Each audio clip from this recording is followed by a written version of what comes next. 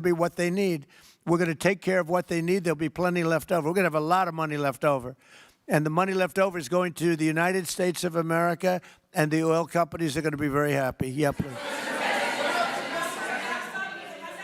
Thank you, Mr. Would the administration offer a backstop to these oil companies for like financial guarantees, some sort of backstop, if the country did destabilize again? That's a very interesting question. Using the word backstop, I haven't heard that word in a long time. That was at the Wharton School of Finance I last heard.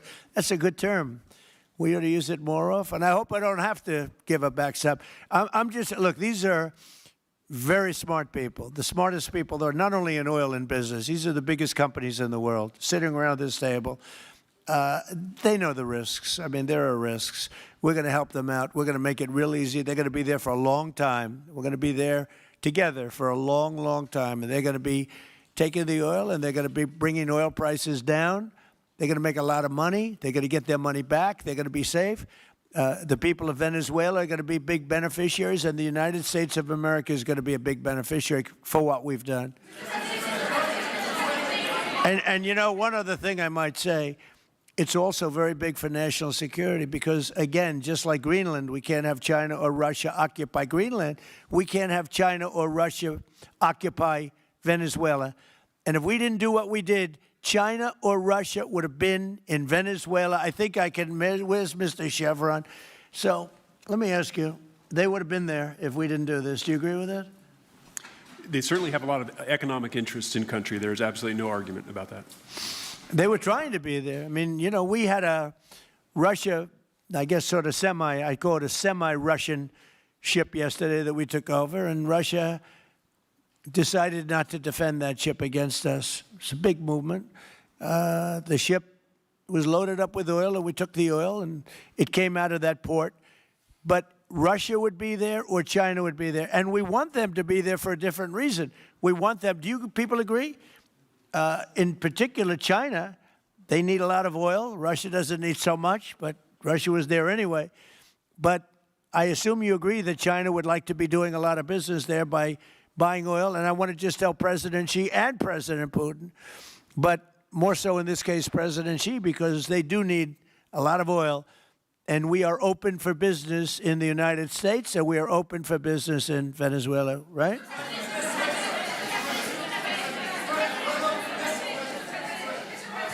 Go ahead, sure. Mr. President, you know, what is your I could take questions from these people all day long. You know, they're sitting here, and generally they're very rich, very powerful, but nobody gives a damn about them. It's a sad thing. You have all that money, all that power, and look at all these crazy questions.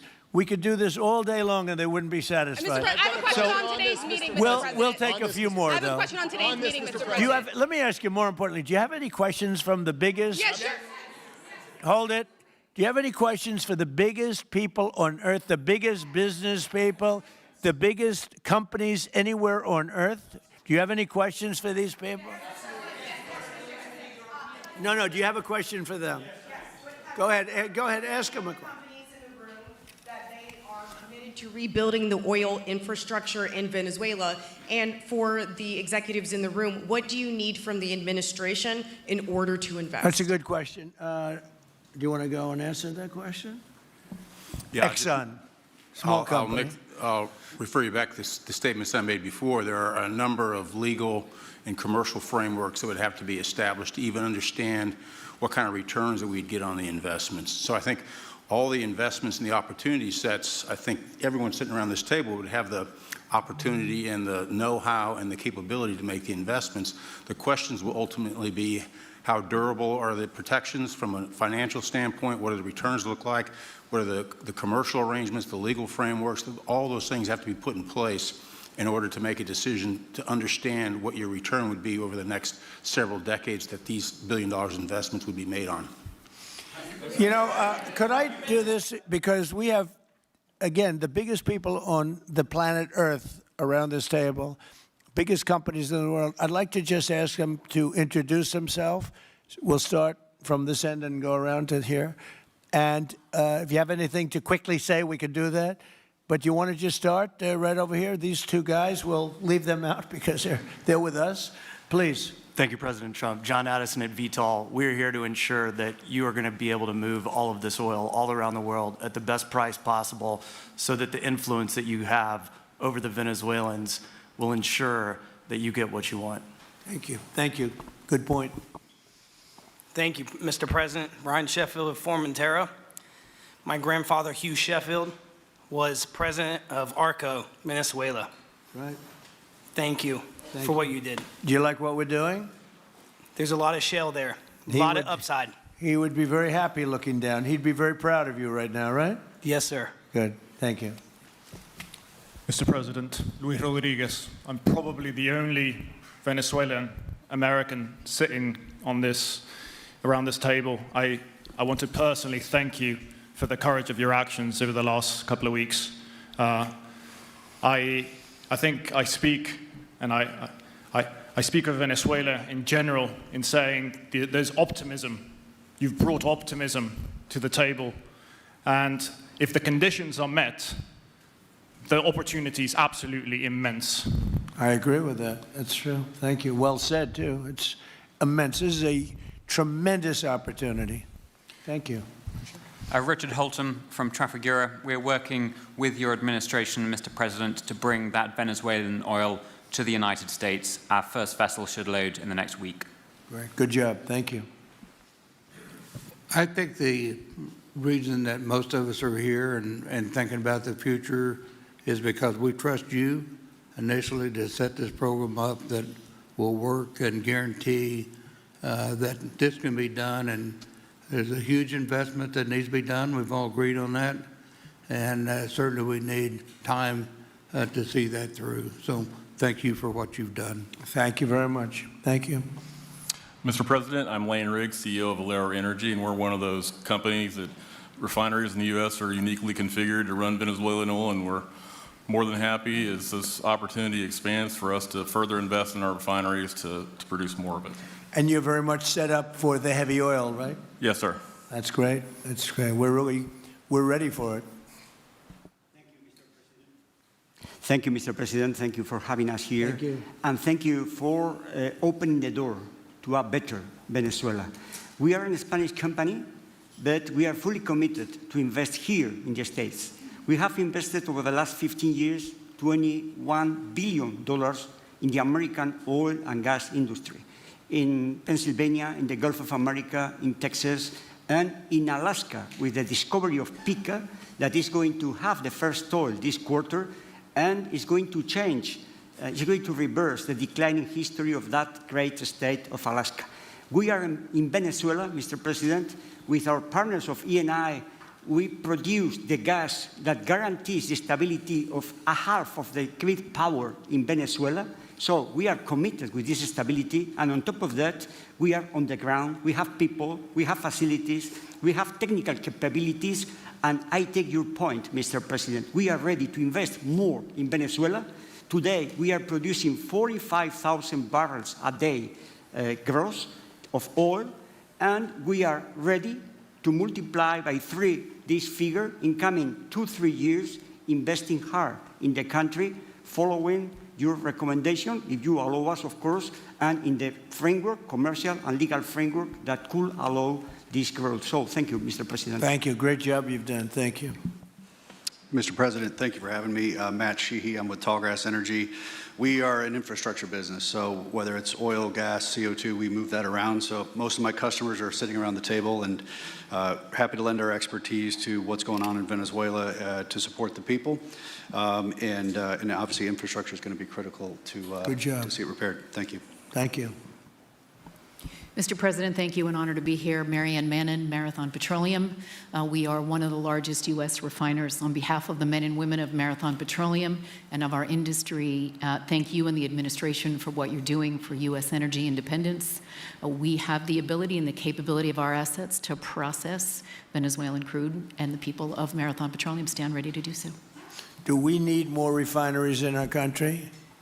In the U.S., probably Yes. not. We have sufficient capacity. It's amazing.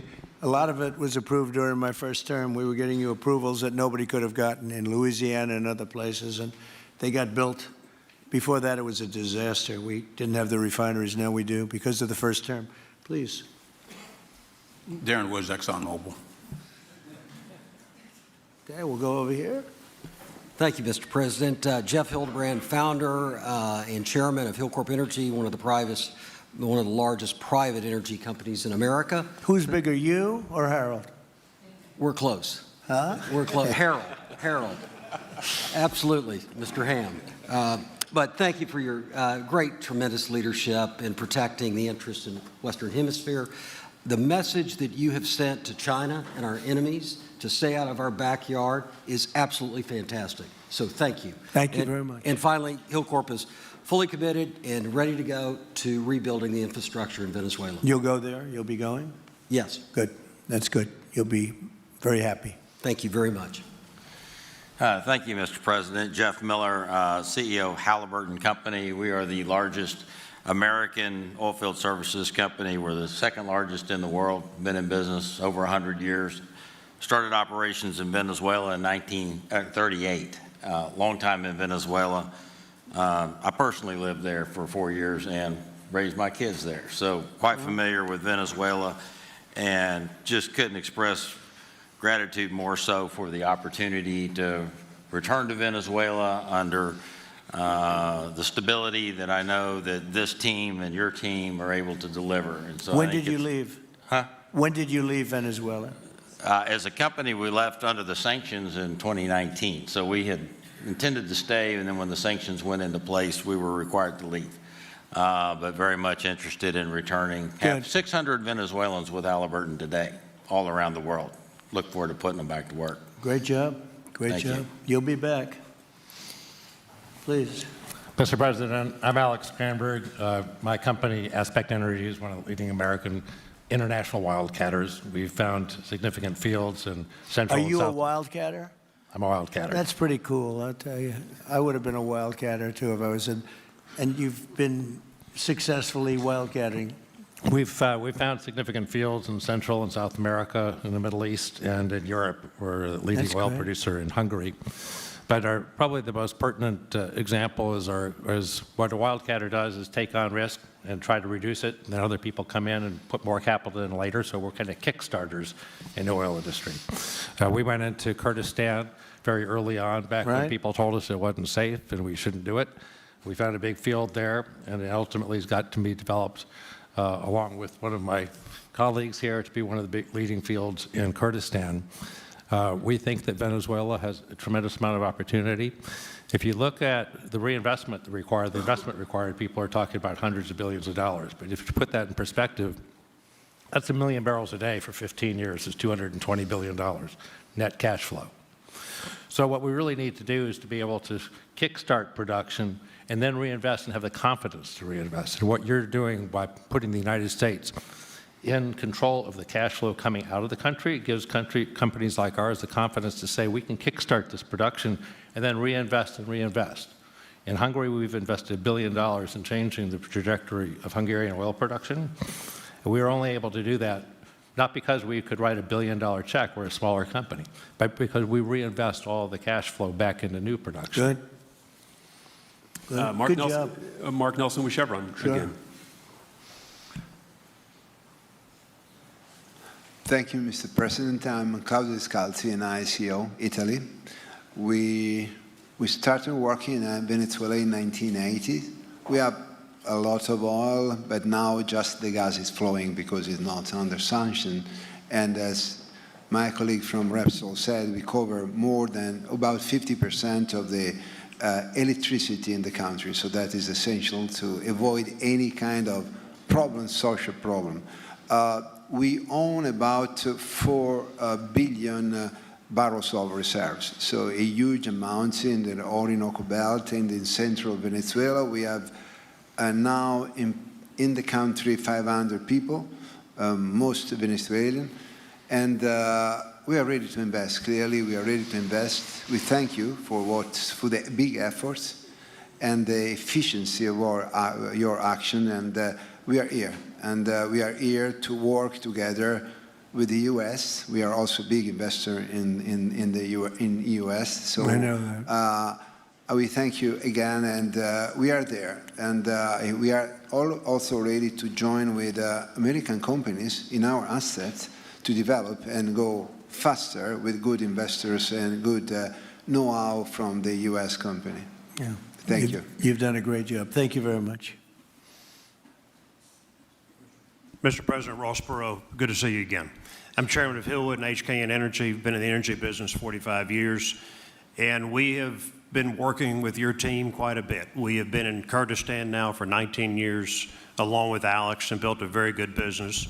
But now with your team, we're looking in Syria, we're now in Libya, and so we are very excited to look at Venezuela with you and your group, and look forward to continuing to build this great industry.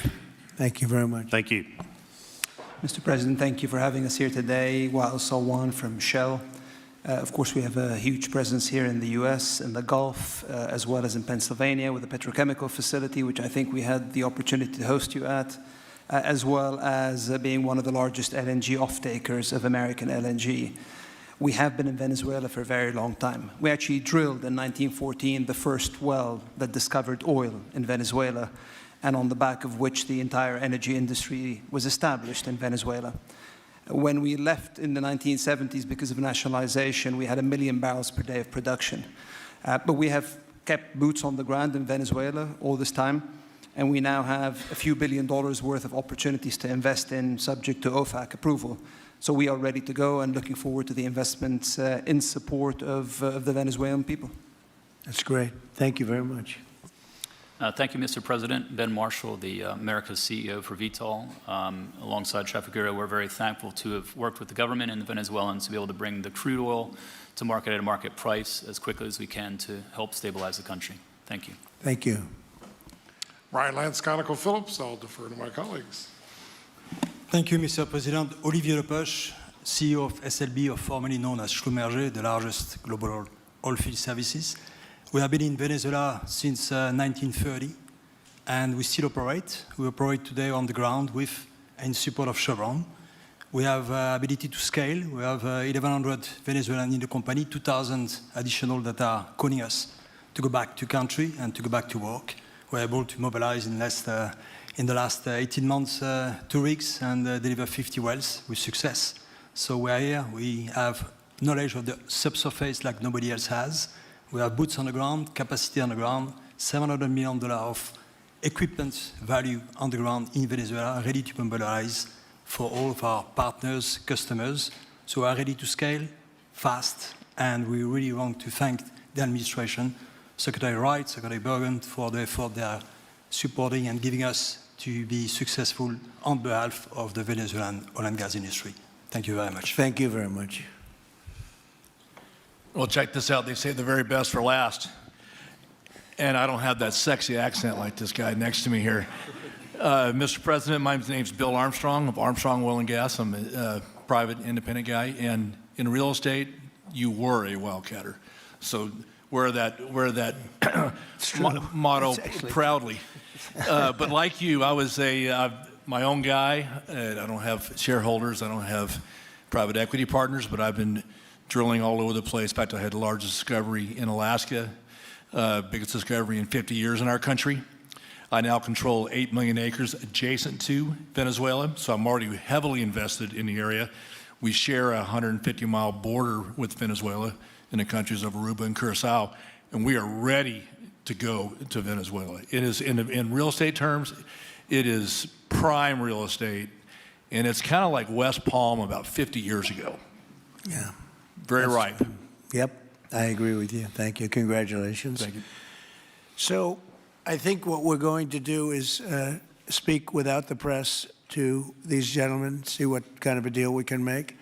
We're going to get them involved. I'm going to ask, I think it will be the best. We went from, this is, as you know, our biggest room, which would seat 100 for dinner, maybe, if you're lucky, if you're nice and tight. And the ballroom will seat many. And it'll also take care of the inauguration with bulletproof glass, drone-proof ceilings, and everything else, unfortunately, that today you need.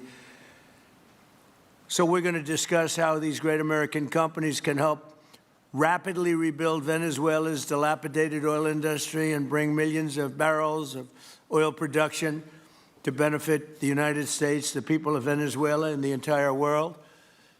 And yesterday, the number is 30 million barrels I can't even, is that a correct number? 30 million barrels. Do you hear that, Peter? Of oil was given to us by Venezuela.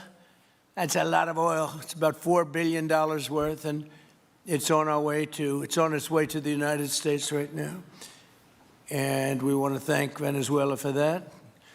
And we're working very well with them, obviously, or they wouldn't have been so generous. But they respect us again. They didn't respect us at all before.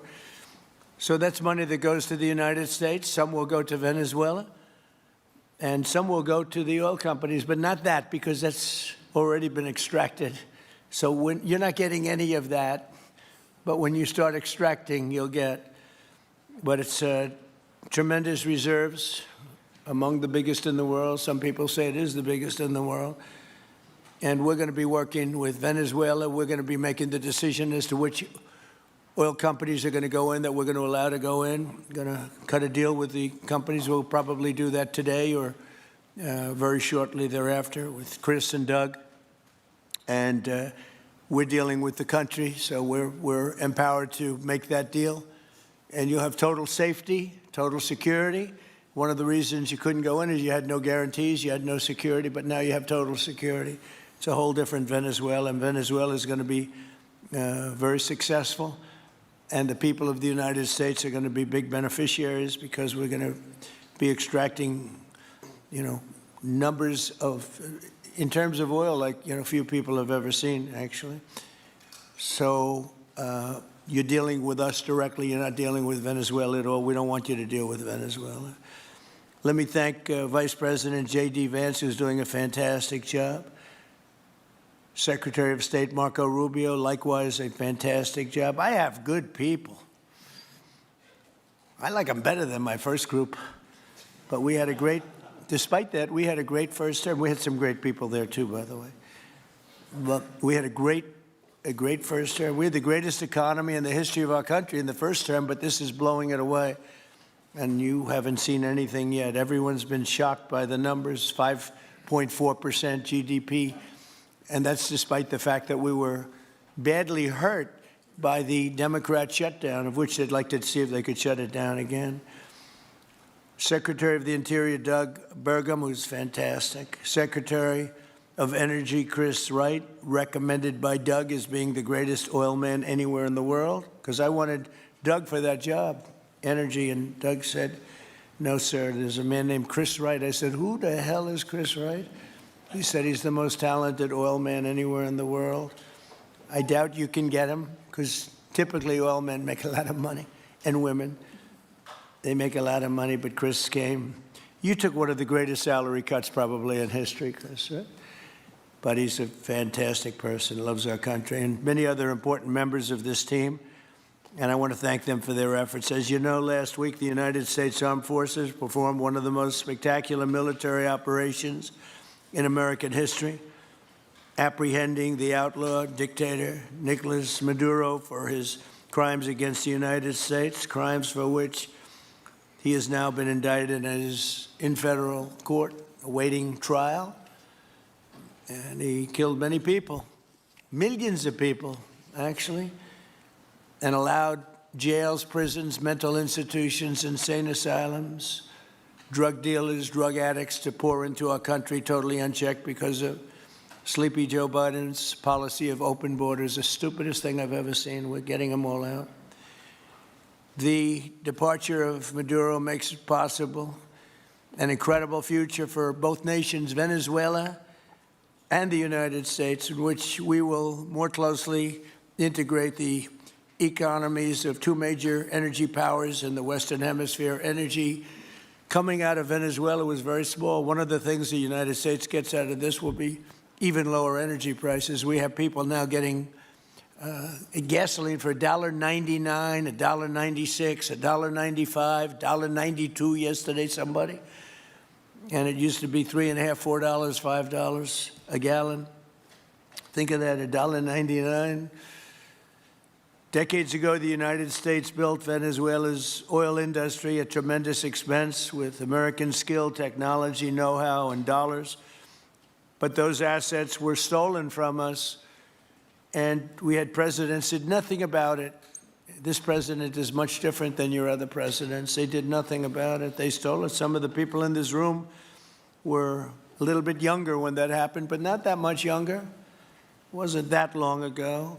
But they stole our assets like we were babies, and the United States did absolutely nothing about it. So now we're doing everything about it. Now we're doing 500% about it, but it's a long time after the act took place. So they stole from us, and it was taken by socialists and communists at the time, and Venezuela was going bad, really bad. And as much oil as they have, they're producing almost nothing, which is just a system. So we're really, if you look at it, we're taking back what was taken from us. They took our oil industry. We built that entire oil industry. Started a long time ago, but they took it, and they were very ungracious to this country, but now they're being very nice. American companies will have the opportunity to rebuild Venezuela's rotting energy infrastructure and eventually increase oil production to levels never, ever seen before. When you add Venezuela and the United States together, we have 55% of the oil in the world. The United States is number one. We have them drilling. Drill, baby, drill was my campaign, and Doug and Chris, I think we're setting records on drilling right now and taking oil without Venezuela. That's how we're getting the oil prices down. The plan is for them to spend, meaning our giant oil companies will be spending at least $100 billion of their money, not the government's money. They don't need government money. But they need government protection and need government security that when they spend all this money, it's going to be there so they get their money back and make a very nice return. The plan is for them to spend at least $100 billion to rebuild the capacity and the infrastructure necessary. Venezuela has also agreed that the United States will immediately begin refining and selling up to 50 million barrels of Venezuelan crude oil, which will continue indefinitely. We're all set to do it. We have the refining capacity. It was actually based very much on the Venezuelan oil, which is a heavy oil, very good oil, great oil. It's fantastic for certain things like asphalt roads, the best there is in the world for asphalt roads and other things. All of the companies here today are going to be treasured partners in bringing the nation of Venezuela back to life, restoring its economy, and generating great wealth for their companies and for their people, and also great wealth for the American people, and tremendous wealth for the companies that are going in. The companies that are going in, and if you don't want to go in, just let me know, because I got 25 people that aren't here today that are willing to take your place. So I just want to thank, these are people that I either know or I know of by reading lots of business magazines and journals and papers. These are the greatest oil people anywhere in the world. Harold Hamm, I see, is here. Harold, you know, there's a story about Harold Hamm that he could look at a piece of land, put a straw into the land, and oil pours out. Is that true about you? Whereas some of you guys have to invest hundreds of millions of dollars to find that oil. So we can't let that story be true. But they say Harold puts a straw into the land, and oil comes gushing out. So you're not a big R&D person, are you, huh? He's called instinct for oil. Now, he's got other problems, but we won't talk about those problems. But he's been a great supporter of mine for a long time, haven't you, Harold? So congratulations. But we have, and I think Harold would agree, we have the greatest oil men and women anywhere in the world sitting in this room right now. And we have a lot of people that will be back to see us sometime next week. We're going to have another meeting for another group. But we're going to do this very quickly. We can have this done almost immediately. So I'd like to thank you all for being here. I'd like to invite Vice President Vance to say a few words, followed by Secretaries Rubio, Burgum, and Wright. And then we'll have a few words from representatives that are here and to discuss their ideas, a couple of them. We have Chevron, which has been, where's Chevron? Where are you? Far right. No, I thought you'd have a better location. You were the only one that was there for all that. I used to call you and say, what the hell is going on with Venezuela? He stuck it out. I don't know if you made money or not, but you stuck it out. I got to give you a lot of credit for that. Mark Nelson, thank you very much. Exxon CEO Darren Woods. Darren, thank you very much. How's Exxon doing? Okay? They'll do a lot better now, won't they, huh? Exxon's been amazing. It's been an amazing company. And ConocoPhillips CEO Ryan Lance, thank you very much. So you guys could say something, and then we'll take some questions from the press. And if anybody else would like to speak, we'll have you speak. We have all the time in the world. This is a big subject. This is massive wealth, and more importantly than massive wealth, it leads to lower taxes and a lot of jobs for Americans and for Venezuelans, but for Americans in this case. And I just, again, appreciate you all being here. And I'd like to ask JD to say a few words, please. Thank you.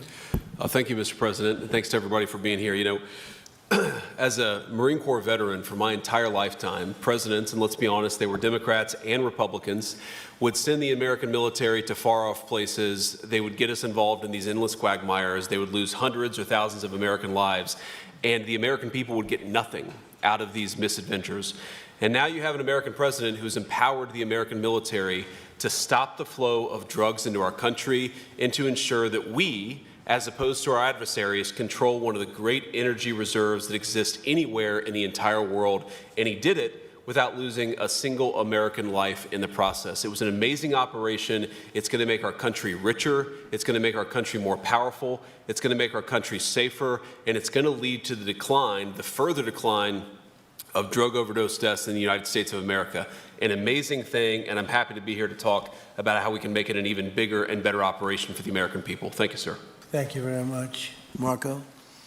Thank you, Mr. President. And I think this is a reminder that everything this president does, everything President Trump does is with the American people in mind. It was not in the national interest or national security of the United States and of our people to have in our own hemisphere a country, not just with vast energy reserves, but controlled by an indicted narco-trafficker who flooded our country with illegal immigration, including drug gang members, openly cooperated with drug gangs, and by the way, stole the wealth of that country to fund a repressive regime and also benefit adversaries such as Iran. All of that is now changing.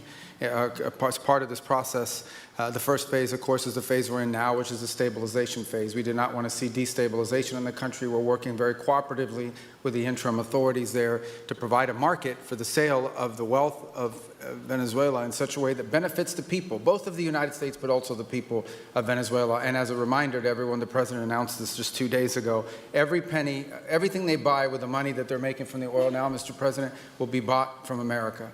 And that includes everything from equipment for the oil industry to food to medicine and everything in between.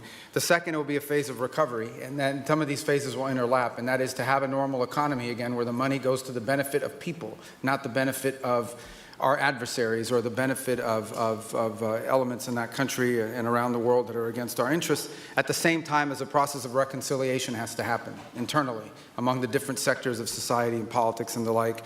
And finally, the third phase, which is the most important of the three, is when the country fully transitions into a normal country that we have strong economic and diplomatic and relations with, that is friendly towards the United States, that's not a foothold for our adversaries, that serves our interests, but also the interests of the people. It'll be a country that is wealthy, a country that is prosperous for the people, not for a handful of criminals, but also a country that is supportive of our interests in the region and throughout the world. And we thank you, Mr. President, and the team you've assembled that have brought us to this point. A lot of work remains, important work, but this is historic. Okay. Thank you very much. Doug? Well, Mr. President, I want to thank you for your leadership, not just as President, but as Commander-in-Chief. The boldness, the execution, the breathtakingly precise work that you've delivered both in Iran back in June and here has changed the field for the whole world. And you always ran about the idea of peace and prosperity. And in Venezuela, as you know, this was a playground for every bad actor in the world. We had Russians, Iran, terror groups, all of them profiting from this criminal organization that was pretending to run the country. That makes America safer. You've secured the border, we're stopping the flow of drugs, and now with the normalization of relationships on an economic basis, it's going to mean tremendously for the prosperity of the American people. So I just want to say again, congratulations to you and to the entire leadership team. It's been an amazing, historic week on the scale of things that we haven't seen perhaps for 125 years in terms of the U.S. Exerting its influence over Latin America in a way that's going to make a change for generations. And on behalf of all the oil executives that are here today, Chris and I want to say thank you to all of you. It's your technology, your innovation that has put America in the place where today we are the most energy dominant country in the world. And that position is what's allowed us to take the action that we're taking with statecraft, with military action. None of that would happen if we were dependent on everybody else for energy. So you're a big part of the reason that we're able to move the way we are today, and we're grateful that you're here to be part of the solution going forward. Thank you, Doug, and you are doing a fantastic job, and we appreciate it. Everybody appreciates it. They know who's doing well. Chris Wright? Thank you, Mr. President. Yeah, what we've seen in the last week is leadership matters and credibility matters. Venezuelan oil has been sanctioned for many years, and the oil just flew, those sanctions were not enforced. That oil just floated out to trafficked by bad actors of the world. The resources weren't gone to a central place. The corruption and decline of Venezuela has been a crisis for the people of Venezuela, and as Secretary Rubio said, massive spillover effects in the United States, in crime, in drugs, in kidnappings, and in taking a huge resource base and making it not exploited, not developed. The whole world is a poorer, less opportunity-rich place because of that. When you have materials underground, they've been underground for 1 million years. That does not make them a resource. That does not make them valuable for your country, your people, or the world. They only become a resource with technology, with capital, with rule of law, and a system of governance that encourages the harvesting of those resources to make the better world. And we see here the dramatic contrast between the United States, which may have less oil underground than Venezuela. We have 20 times the production of Venezuela, 20 times the impact of human betterment, massively better quality of living here in the United States. That was at risk under the last administration. We've seen a lot of attacks on the energy that makes the world go round. President Trump's election has removed those risks, has embraced reality about how the world is energized, and we are at record production of oil in the United States, record production in natural gas in the United States. We've seen a meaningful decline in gasoline prices, diesel prices, travel prices because of jet fuel. And now President Trump is taking the genius of a different way to try to solve a 25-year festering problem in Venezuela, that all the traditional things have not worked. But ordering both a tremendous military operation to remove the heads of a criminal organization masquerading as a government, and then to use the power of our military, not to fire bullets, but to stop the flow of Venezuelan oil to the world, immediately gave us leverage over the interim authorities in Venezuela and has allowed us to be in this position today where the actions of this government can massively improve Venezuela for the better, and the bigger impact is to massively improve the quality of life, affordability, safety, and security of the United States. Very proud to be here. And we'll turn it over to Mark Nelson, who's the vice chairman of Chevron. Chevron has been in Venezuela for over 100 years, continuously. Mike Wirth, the CEO, had a knee replacement recently. He's not here. Mark is a tremendous leader in our industry, and I'll turn it over to him. Thank you, Secretary Wright. Again, I'll send Mike Wirth's regrets. He really wanted to be here, Mr. President. Right. Great guy. On his behalf, I have 3 very quick thank yous and an assurance I'd like to provide you all. The first thank you, Mr. President, is to you. It's thank you for convening this gathering. It's thank you for your leadership, and thank you for continuing to keep American energy domination in the forefront. So thank you for that. Thank you very much. The second thank you actually is to the cabinet. So Secretary Rubio, Secretary Burgum, Secretary Wright, your ability and commitment to continue to engage with the parties around the table to keep the world working is greatly appreciated. So thank you. Thank you for that. And the final thank you actually would go to our Venezuelan employees of Chevron. They've been working tirelessly to operate safely, protect the environment in country, and their dedication and skill will help us in this next chapter. And finally, I'll close with the assurance. For more than a century, Chevron has been a part of Venezuela's past.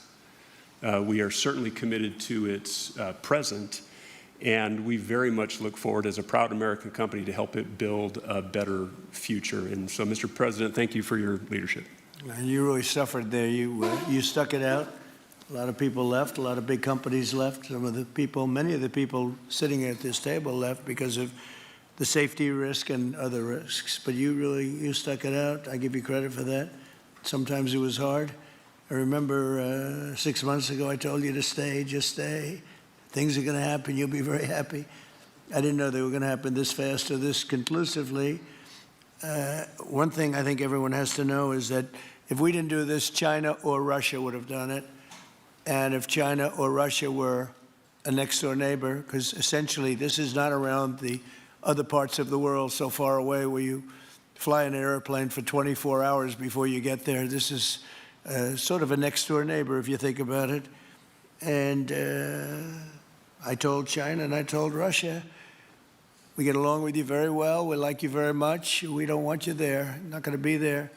And if we didn't do this, China would have been there and Russia would have been there. Maybe they both would have been there together, but they're not going to be there now. One thing I will tell them, and I will tell you, that we are open for business. China can buy all the oil they want from us there or in the United States. Russia can get all the oil they need from us, and they do like oil, even though they produce a lot of it. But China and Russia and everybody else is able to go, and we'll be open for business almost immediately. I have a feeling the $100 million will be spent $100 billion will be spent very, very rapidly by these very big, powerful, and rich companies, and I think they're going to be able to rebuild the infrastructure. And I hope it's going to be brand new as opposed to a rehab, because I know the tremendous difference between the new and the not so new in your industry. The new is much more beautiful, much better in every way, and actually much smaller. It's like everything else, gets smaller and stronger. It's a combination of smaller, better, and stronger. So I hope you're going to build all brand new stuff, rip out the old crap that's been there for so many years, and do it the right way. You're going to be there a long time if we make a deal. If we make a deal, you're going to be there a long time. If we don't make a deal, you won't be there at all. It's, sort of interesting. But again, China and Russia would have been there if we didn't do this. And the other thing people ask about the second wave, I don't think it's going to be necessary. We have an armada, a giant armada like nobody's ever seen in that part of the world. And it's stationed off the coast. And we are getting along so well with the people that are involved and representing Venezuela that I don't think we're going to have any, I don't think it's going to be necessary to do the second wave. We were planning on a second wave, but the first wave was so powerful and so good and so strong. And frankly, the people in the country, they did the right thing. They were smart. They did the right thing. They didn't want to go through a second wave. But we've got a tremendous number of the most powerful ships in the world right there. I don't think we're going to have to use that. I'm happy to say that. I don't think we're going to have to use that at all. If I could ask Chevron, you did a great job. I want to thank you. And ExxonMobil, if you would say a few words, and then followed by Conoco, great companies, massive companies, great companies. Exxon, please. Sure. Thank you, Mr. President. I appreciate the invitation and the opportunity, frankly, for the entire industry to show up and provide a perspective. Frankly, we've been kind of unresponsive to the press regarding Venezuela. I guess today's the opportunity to address the press directly with respect to a number of questions that have been asked of ExxonMobil. First and foremost, obviously, is the interest that we have in Venezuela. And I think, the way I would position that, I think one of the reasons why we see many of the industry players here is we're in a depletion business for a product that is in great demand and will be in demand for many, many, many decades to come. And as a depletion business, the biggest challenge we have is finding resources. there's an opportunity in Venezuela with all the resources there. Is we don't have that challenge of finding, we have the challenge of developing those resources. So I think it's in the best interest of these companies and frankly society as a whole for the industry to be interested in understanding what the opportunity here represents.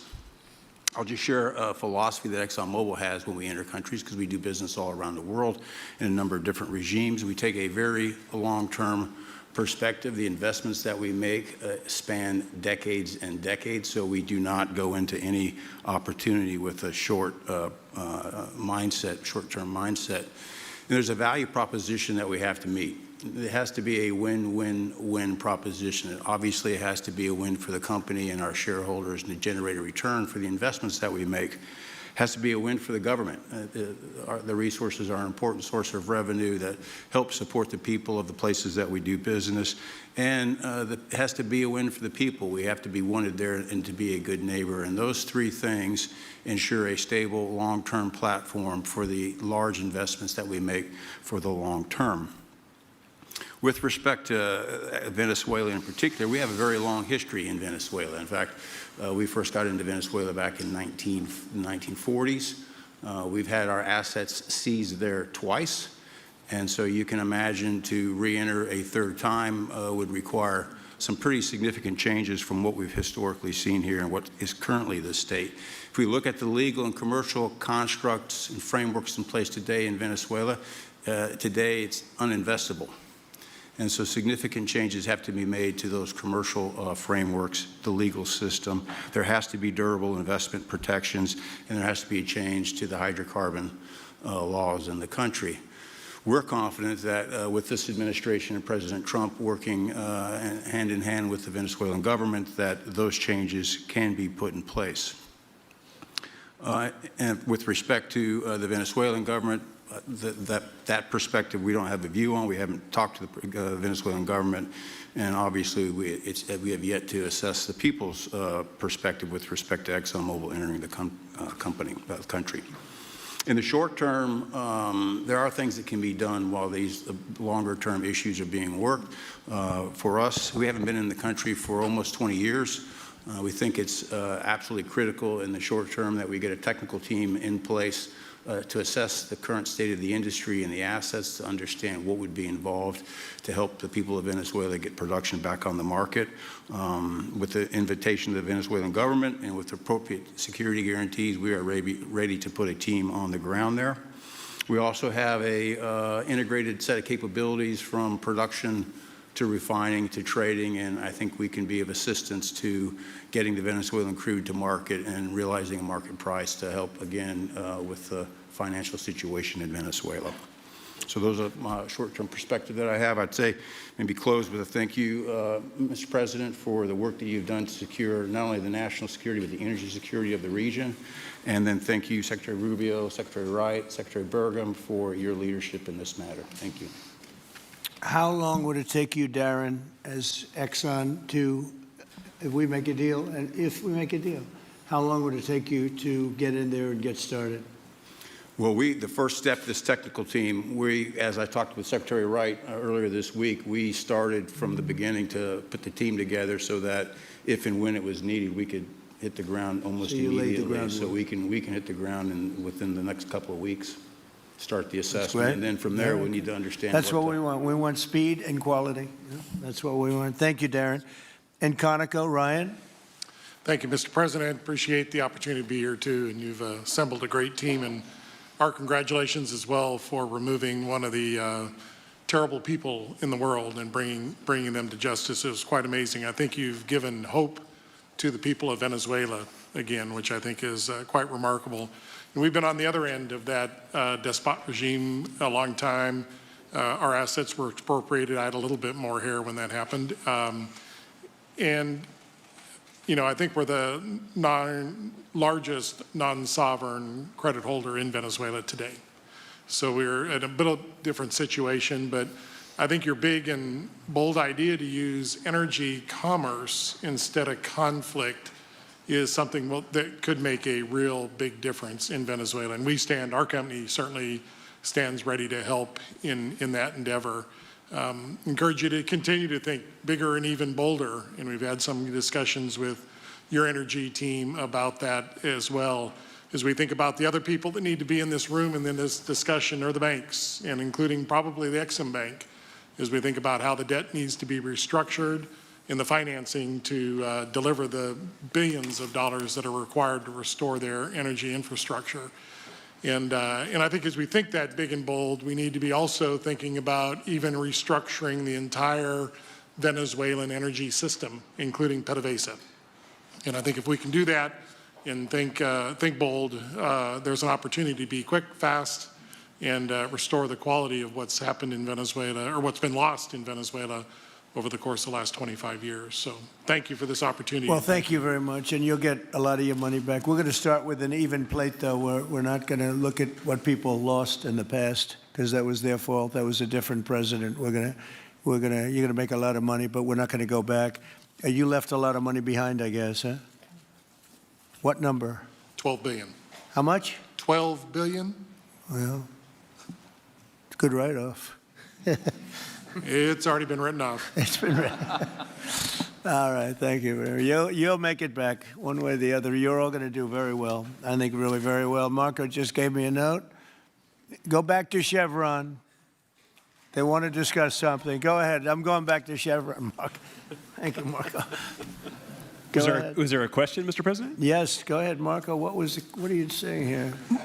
Mark, if you can update us on operations in the ground and with the appropriate approvals, what you might be able to achieve in the next 12 to 18 months, give us a little view from the ground. You bet, you bet. So today, Chevron has 3,000 employees in 4 different joint ventures in Venezuela today.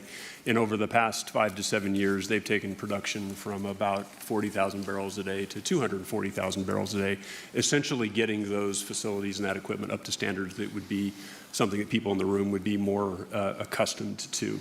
Given the work we've done with Secretary Wright and Secretary Burgum and even Secretary Bessent, I think we have a path forward here very shortly to be able to increase our liftings from those joint ventures 100%, essentially effective immediately. We are also able to increase our production within our own disciplined investment schemes by about 50% just in the next 18 to 24 months, and that's just leveraging what's on the ground. So to Secretary Rubio's comments about phase 1, this is taking the momentum of improvements we've already made there locally and building on those and creating more momentum for the people of Venezuela. Do you think you have an advantage being there? You've been there by the skin of your teeth. It's been tough for you to be there. But do you think you have an advantage over the other people in this room by the fact that you are there?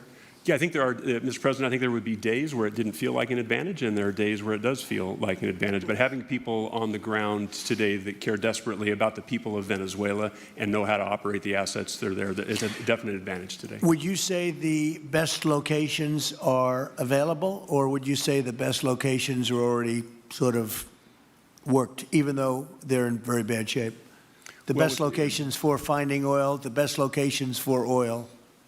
There are more opportunities than not, Mr. President. With 300 billion barrels of reserves and resources in country, there are lots of opportunities for many companies. Will you be building new, or will you be using the old infrastructure that you have? Yeah, today it's a little bit of a mix, but today it's mostly us taking the equipment of today, getting it to the standards that we are accustomed to your comments about making it how it should be today.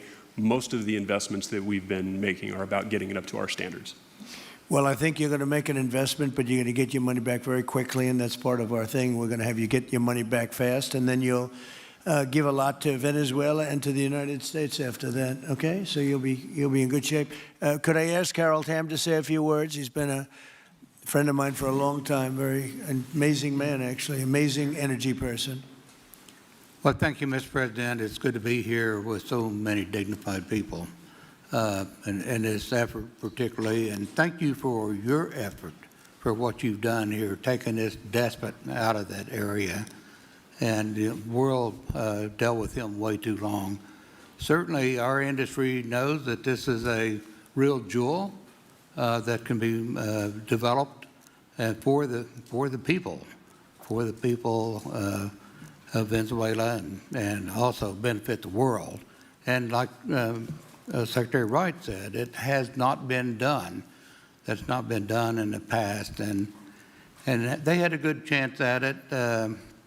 Brought someone in that totally took it down, as everybody knows here, and that was Chavez, and we know what happened to him finally. But you know that ruined the industry in Venezuela, and all of us know how that happened, ended very well, very wrongly.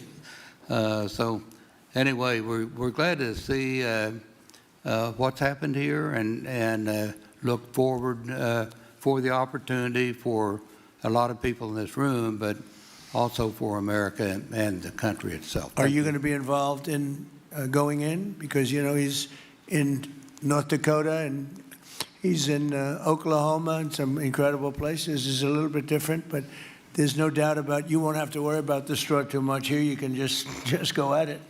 Are you going to be one of the participants? Well, certainly, you know, I'm an oil finder, like you said.